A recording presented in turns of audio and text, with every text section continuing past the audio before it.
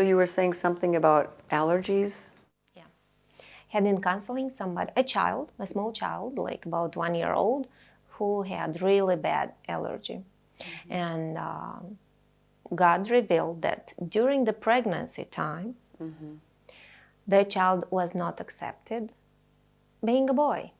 Parents didn't accept his gender. See, they wanted a little girl, and a boy was there. But from the moment of the conception, it is clear already who's there. It's a boy or it's a girl.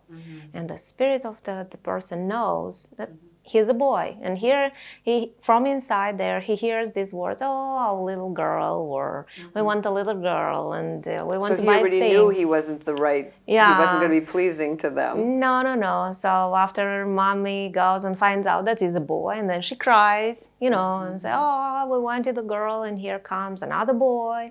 What I'm going to do with so many boys in the house, for example. And then the child is born, And this spirit of rejection from his deep inside comes in his body.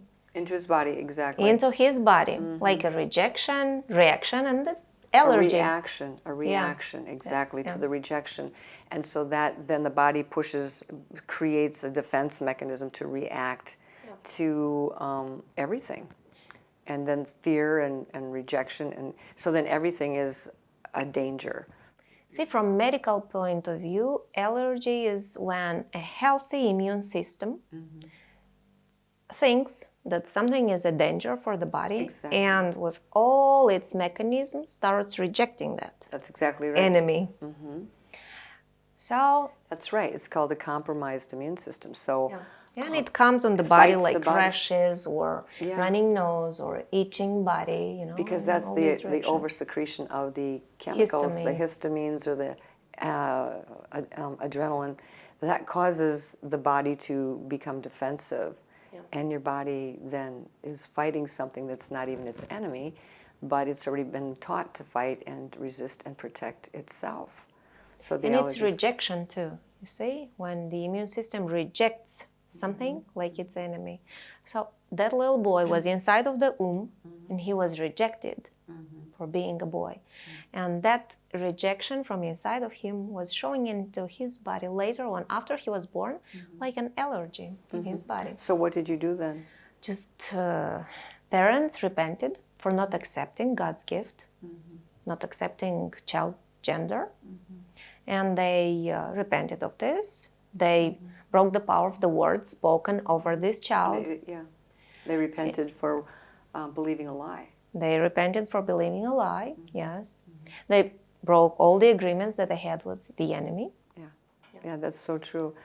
People don't realize these things, how subtle they are, how powerful these agreements are when we make an agreement with the enemy. And there are many ways we can make an agreement. We make it through, most of the time in the birth process in the womb, it's a subconscious agreement that we don't even realize. For example, when children are being born, there's many things that can happen. And this is a critical moment. So the enemy knows this is a critical entry point moment. So whatever he was trying to do in the womb, he's going to try to increase. But if there was, for example, in the bloodline, if there was difficulty in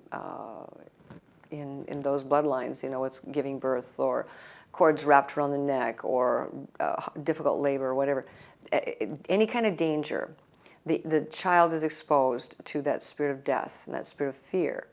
And so they begin to make agreements with what they're experiencing, what they're feeling. So we make a lot of agreements based on what we're feeling. So if they're feeling endangered and very vulnerable, like they're going to die, they begin to be apprehensive. For example, if a child is born with the cord wrapped around their neck, as they're trying to be born, they're being pulled back. And that creates a strangulation that makes my life is hard. Anything I try to do to go forward, to make my life work, to do what I need to do here, I'm cut off, I'm pulled back, it's difficult. So they begin to believe life is very hard, and it doesn't work. I try hard, but it doesn't work. And so that's one experience children can have in the birth process. And so that sets up a pattern a subconscious pattern in their life. That pattern, it operates like part of the programming in them from that day forward. And so now when they're going to school, they try hard in school and they get set back and they can't do the homework or something gets in the way.